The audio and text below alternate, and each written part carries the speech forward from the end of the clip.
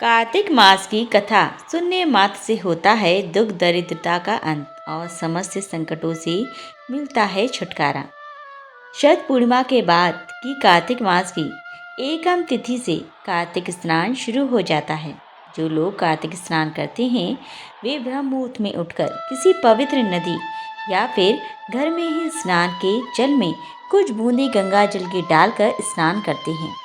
फिर मंदिर में जाकर पूजा करते हैं और कार्तिक मास की कहानी सुनते हैं। कार्तिक मास की पौराणिक कथा इस प्रकार है। एक बूढ़ा ससुर था। उसकी 7 बहुएं थीं। उसने अपनी बहुओं से कहा कि कल से कार्तिक स्नान आरंभ होने वाला है। मैं कार्तिक स्नान करना चाहता हूँ। क्या तुम मुझे कार्तिक स्नान करवा दोगी? छोटी 6 बहुओं ने मना कर दिया और कहा कि नहीं पिताजी, हम आपको सुबह सुबह कार्तिक स्नान नहीं करवा पाएंगे। तब उसने अपनी सबसे बड़ी बहू से पूछा तो सबसे बड़ी बहू ने कहा, जी पिताजी ठीक है, मैं आपको कार्तिक स्नान करवा दूंगी। अगले दिन से ससुर ने कार्तिक स्नान करना शुरू किया तो बड़ी बहू सुबह ब्रह्म मुहूर्त में उठकर अपने ससुर के स्नान के लिए कुएं से जल भरकर ले आती है। ससुर के नहाने के बाद उनकी धोती धोकर वही आंगन में सुखा देती है। जब वह धोती सुखाती थी तो उसमें से जो पानी की बूंदें टपकती वह नीचे हीरे मोती में बदल जाती। ऐसे ही थोड़े दिन बीत गए। जब छोटी बहुओं ने देखा कि बड़ी बहू जो धोती धोकर सुखाती है उसकी जो बूंदें नीचे जमीन पर गिरती हैं वह हीरे मोती बन जाती हैं, तो क्यों ना हम पिताजी को कल से कहें कि हमारे यहाँ पर आकर स्नान करें। वे अपने ससुर से ऐसा ही कहती हैं। तब बूढ़ा ससुर बोला कि कोई बात नहीं, मुझे तो कार्तिक स्नान करना है, कल से तुम्हारे यहाँ कर लूँगा। जैसे ही अगले दिन ससुर कार्तिक स्नान करते हैं और वे बहुएं जल भर कर लेकर आती हैं और ससुर की धोती धोकर सुखाकर जैसे ही आंगन में डालती हैं तो पानी की बूंदें टपकती हैं। उससे हीरे मोती बनने की बजाय वहाँ पर कीचड़ ही कीचड़ हो जाता है। 6 बहुओं ने बारी बारी से ऐसा करके देखा, लेकिन किसी के भी आंगन में हीरे मोती नहीं बनते। वे अपने ससुर से कहती हैं कि पिताजी, हमसे ये नहीं होगा, यहाँ पर तो सारे में कीचड़ ही कीचड़ हो गया है। आप जाओ और बड़ी बहू के घर में ही कार्तिक स्नान करो। ससुर अगले दिन से फिर बड़ी बहू के घर जाकर स्नान करना शुरू कर देता है। जैसे ही बड़ी बहू ससुर के स्नान करने के पश्चात अपने ससुर की धोती धोकर सुखाती है, वहाँ फिर से पानी की बूंदों से हीरे मोती बनने शुरू हो जाते हैं। कार्तिक स्नान अब खत्म होने को आ गया था तो ससुर ने अपनी बड़ी बहू से कहा कि मैं ब्राह्मणों को भोजन कराना चाहता हूँ और इसके साथ ही सारे घर वाले भी भोजन करेंगे। बड़ी बहू बोली, कोई बात नहीं पिताजी, मैं सबको भोजन बना दूंगी। आप जाकर ब्राह्मणों को और बाकी के सब घर वालों को निमंत्रण दे देना। ससुर जाकर ब्राह्मणों को निमंत्रण देता है और जाकर अपनी 6 बहुओं को भी भोजन के लिए निमंत्रण देता है। 6 बहुओं ने कहा कि अगर बड़ी बहू घर में रहेगी तो हम भोजन के लिए नहीं आएंगे, इसलिए जब हम आएं तो उसे कह देना कि वह कहीं बाहर चली जाए। ससुर उनकी ये बात सुनकर परेशान हो जाता है और वापस बड़ी बहू से आकर कहता है कि छोटी बहुओं ने ऐसा कहा है। तो बड़ी बहू बोलती है, कोई बात नहीं पिताजी, मैं सबका खाना बनाकर रख जाऊंगी और ब्राह्मणों को भोजन करवा दूंगी और जब छोटी बहुएं आएंगी तब मैं खेत में चली जाऊंगी। बड़ी बहू ऐसा ही करती है। अगले दिन बड़ी बहू ब्राह्मणों को भोजन करवाकर और 2 रोटी अपने पल्ले में बांधकर खेत में चली जाती है। उन 2 रोटी को बड़ी बहू चिड़ियों को खिला देती है और साथ ही साथ कहती है, राम जी की चिड़िया राम जी का खेत, राम जी की चिड़िया राम जी का खेत। उधर 6 बहुएं आकर खाना खाती हैं और जाते हुए बचे हुए खाने में मिट्टी और कंकड़ डाल देती हैं।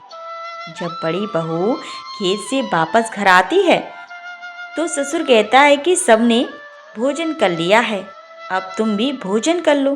पता नहीं छोटी बहुओं ने कुछ छोड़ा है तुम्हारे लिए या नहीं। वह बोली, कोई बात नहीं पिताजी, अगर भोजन होगा तो मैं, नहीं होगा तो मैं दोबारा बना लूँगी। लेकिन जैसे ही वो रसोई में जाती है और खाने का ढक्कन उठाकर देखती है तो खीर के कटोरे में सोने, चांदी, हीरे, मोती भरे पाती है। और जैसे ही वो रोटी के कटोरे का ढक्कन उठाकर देखती है, वो भी हीरे, मोती और जेवरात से भरा होता है। यह सब वह अपने ससुर को बताती है। तो ससुर कहता है कि यह सब तुम्हारी निस्वार्थ सेवा का ही फल है, जो तुमने मुझे निस्वार्थ भाव से की कार्तिक स्नान कराया है। इससे कार्तिक महाराज ने खुश होकर तुम्हारा घर धन, धान्य और सौभाग्य से भर दिया है। अगले अगले दिन जब बड़ा बेटा खेत में जाकर देखता है तो खेत में भी उसकी फसलें सोने चांदी से लहरा रही होती हैं। बड़े छोटे और बड़ी बहू के घर में इतनी धन संपत्ति को देखकर उसके छोटे भाई और छोटी बहुएं अपने आप को कोस रहे होते हैं कि हमने शुरू में ही ससुर को कार्तिक स्नान के लिए हाँ क्यों नहीं कहा था। कार्तिक मास स्नान की दूसरी कथा। कार्तिक स्नान से इल्ली बन गई थी रानी। जाने क्या है इल्ली घुन की कहानी। हिंदू धर्म में कार्तिक मास स्नान का विशेष महत्व है। यह सभी पापों से मुक्ति का उपाय माना जाता है। इस स्नान के संबंध में इल्ली व घुन की कथा बहुत प्रसिद्ध है। हिंदू धर्म में कार्तिक स्नान का विशेष महत्व है। पौराणिक मान्यता के अनुसार इस एक महीने में विधि पूर्वक स्नान, ध्यान, दान व उपवास करने से व्यक्ति के करोड़ों जन्मों के पाप मिटकर मोक्ष की प्राप्ति होती है। इस कार्तिक स्नान से जुड़ी कुछ कथाएं भी हैं, जिनमें इल्ली व घुन की कथा काफ़ी प्रसिद्ध है। बहुत समय पहले की बात है, एक इल्ली और एक घुन थे।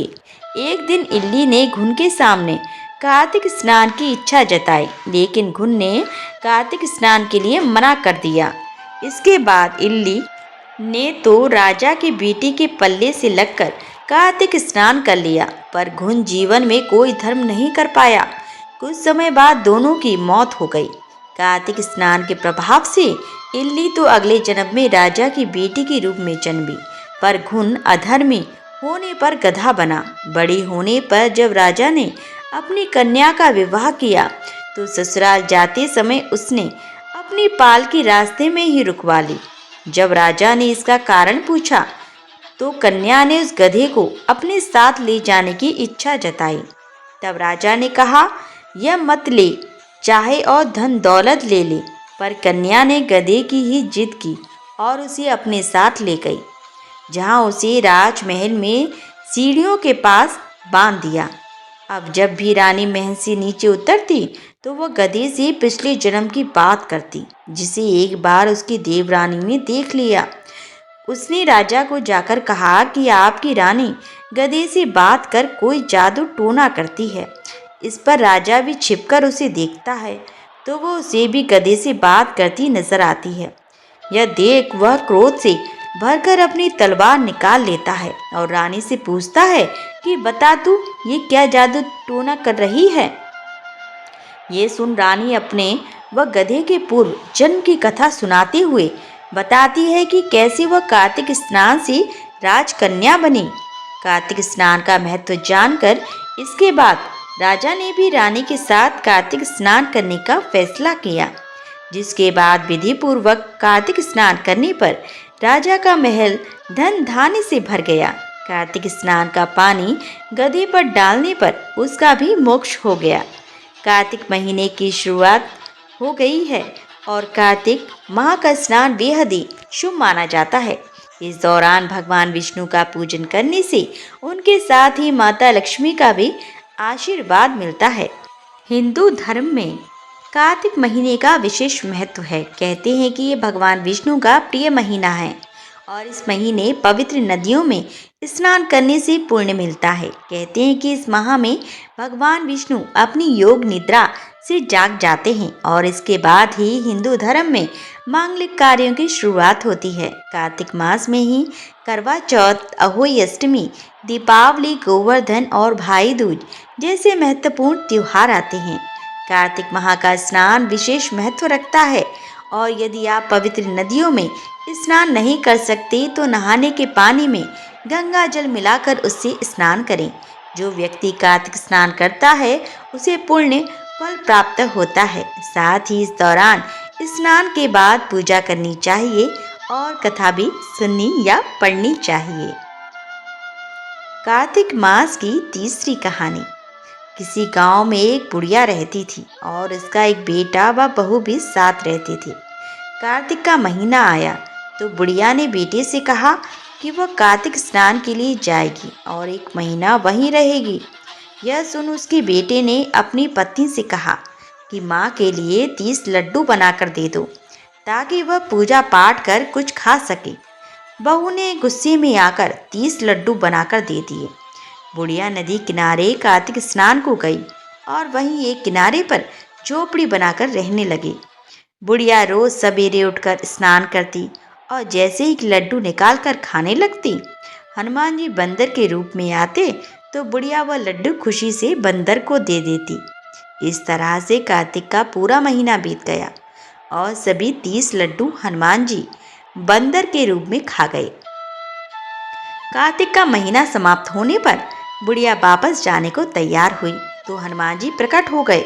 उन्होंने बुढ़िया की उस कुटिया की जगह पर एक आलीशान महल बनवा दिया। बुढ़िया का पूरा महल धन दौलत से भर गया। उसकी काया निरोगी हो गई। अन्न के भंडार से महल भर गया। इतना सब होने पर वह धूमधाम से अपने बेटे के पास गई। बुढ़िया को इतना धनी देखकर उसकी बहू ने मन में कहा कि अगले कार्तिक मैं भी अपनी माँ को कार्तिक स्नान के लिए भेजूंगी। और अगले कार्तिक आने पर उसने अपनी माँ को कार्तिक स्नान के लिए कहा। पूरे 30 लड्डू, घी व बहुत सा मेवा डालकर अपनी माँ के लिए बनाकर दिए। माँ कार्तिक स्नान के लिए गई और जैसे ही सुबह सवेरे नहाकर लड्डू खाने लगती तो हनुमान जी बंदर का रूप धरकर उसके सामने बैठ जाते तो वो पत्थर मारकर उन्हें भगा देती और कहती कि इससे मेरा पेट ही नहीं भरा तो तुम्हें कैसे दूं। उसका रोज का यही क्रम 30 दिन तक चलता रहा। कार्तिक का महीना समाप्त हुआ तो हनुमान जी फिर से प्रकट हुए और उन्होंने बहू की माँ की कुटिया को कूड़े कचरे में बदल दिया और माँ को डूकर बना दिया। कार्तिक महीना समाप्त होने पर बहू ने भी अपने पति से कहा कि कार्तिक का महीना खत्म हो गया है, आप मेरी माँ को गाजे बाजे के साथ लेकर आओ। लड़का अपनी सास को गाजे बाजे के साथ लेने गया तो वहाँ देखता है कि कुटिया की जगह कूड़े का ढेर लगा है और उस पर उसकी सास डूकर बनकर बैठी है। लड़के को देख हनुमान जी प्रकट हुए और बोले कि बेटा, तुम्हारी माँ ने सच्चे मन से कार्तिक का स्नान किया है और पूजा पाठ किया है, इसीलिए ही तुम्हारी माँ पर कार्तिक देवता का आशीर्वाद बरसा था। लेकिन तुम्हारी सास ने पापी मन से यह कार्य किया है और कार्तिक महीने में बेटे के घर का अन्न खाया है, इसीलिए कार्तिक देवता इससे नाराज हुए हैं, जिससे यह डूकर बन गई है। कहानी के बाद हाथ जोड़कर कहना चाहिए कि हे कार्तिक देवता, जैसा आप लड़के की माँ पर बरसे वैसे ही आप सभी पर बरसना। कार्तिक माह की चौथी कथा। एक बुढ़िया माई थी जो चतुर्मास में पुष्कर स्नान किया करती थी। उसके एक बेटा और बहू थी। सास ने बहू को फलाहार बनाने को कहा तो बहू ने खाली टिफिन ही रख दिया। बेटा माँ को पहुँचाने के लिए पुष्कर गया। रास्ते में माँ से बोला, माँ फलाहार कर लो। जहाँ पानी मिला वहीं फलाहार करने बैठ गई तो भगवान की कृपा से खाली टिफिन फलों से भर गया। माँ ने फलाहार कर लिया। पुष्कर में माँ के रहने के लिए झोपड़ी बनाकर बेटा वापस घर आ गया। रात्रि में श्रावण मास आया और बोला, बुढ़िया माई दरवाज़ा खोलो। तब बुढ़िया माई ने पूछा, आप कौन हैं? मैं श्रावण मास। बुढ़िया ने तुरंत दरवाज़ा खोल दिया। बुढ़िया माई ने शिव पार्वती की पूजा अर्चना की। बेलपत्र से अभिषेक किया। जाते समय श्रवण मास ने बुढ़िया माई को आशीर्वाद दिया और झोपड़ी की एक दीवार सोने की हो गई। भादो मास आया, उसने भी दरवाज़ा खोलने को कहा। बुढ़िया माई ने दरवाज़ा खोला, सत्तू बनाकर कजरी तीज मनाई। भादो मास ने बुढ़िया माई को आशीर्वाद दिया और झोपड़ी की दूसरी दीवार भी सोने की हो गई। फिर अश्वनी मास आया और उसने भी दरवाज़ा खोलने को कहा। बुढ़िया माई ने दरवाज़ा खोला, पितरों का तर्पण कर ब्राह्मण भोज कराकर श्राद्ध किया। नवरात्रि में माँ दुर्गा को अखंड ज्योत जलाकर प्रसन्न किया। सत्य की विजय दिवस के रूप में बुराई का अंत की खुशी में दशहरा मनाया। अश्वनी मास ने जाते समय प्रसन्न होकर तीसरी दीवार भी बहुमूल्य रत्नों से जड़ित कर दी और बुढ़िया माई को सदैव प्रसन्न रहने का आशीर्वाद दिया। इन सब के बाद कार्तिक मास आया, उसने भी दरवाज़ा खोलने को कहा। बुढ़िया माई ने दरवाज़ा खोला, अति प्रसन्न मन से कार्तिक स्नान किया, दीपादान किया, दीप दान कर दीपावली मनाई, गोधन पूजा, भैया दूज, गोपाष्टमी, आंवला नवमी मनाई। कार्तिक मास ने जाते समय आशीर्वाद दिया और झोपड़ी के स्थान पर महल बन गया। बुढ़िया माई गरीबों की सेवा कर भजन कीर्तन में अपना समय व्यतीत करने लगी। बेटा अपनी माँ को लेने आया तो माँ और झोपड़ी को पहचान न सका, तो पड़ोसियों से पूछा, उन्होंने बताया तो बेटा माँ के चरणों में गिरकर बोला, माँ घर चलो। सारे सामान के साथ घर ले आया। सासू माँ के ठाठ देखकर बहू के मन में लालच आ गया और उसने अपनी माँ को भी पुष्कर छोड़कर आने को कहा। तो उसका पति अपनी सास को भी पुष्कर छोड़ आया, परंतु बहू की माँ की धर्म कर्म में बिल्कुल रुचि नहीं थी। वह 4 समय भोजन करती और दिन भर सोती। चारों मास आए और चले गए। जाते समय झोपड़ी गिर गई और बहू की माँ गधी की योनि में चली गई, क्योंकि औरत लक्ष्मी का रूप है और लक्ष्मी की तरह चंचल होना चाहिए। भगवान की पूजा और अतिथि का सम्मान और दान पुण्य करना चाहिए। बहू ने कहा, अम्मा को ले आवो। जब जवाई सास को लेने गया तो कहीं ना मिली। लोगों से पूछने पर लोगों ने बताया कि तेरी सास धर्म कर्म में कुछ ना करती थी, खाती थी और सोती थी, जिससे वह गधी योनि में चली गई। जवाई गधी योनि सास को बांध कर ले आया। उसकी पत्नी ने पूछा, मेरी माँ कहाँ है? तब पति ने कहा, तेरे लालच की वजह से तेरी माँ गधी योनि में चली गई है। बड़े बड़े विद्वानों, ब्राह्मण, ऋषि मुनियों से पूछने पर उन्होंने बताया है कि तेरी सास के स्नान किए पानी से स्नान करने पर उसे मनुष्य योनि मिलेगी। तब बहू ने ऐसा ही किया और उसकी माँ पुनः मनुष्य योनि में आ गई। हे राधा दामोदर, भगवान जैसा बुढ़िया माई को दिया वैसा सबको देना। बोलो कार्तिक महाराज की जय।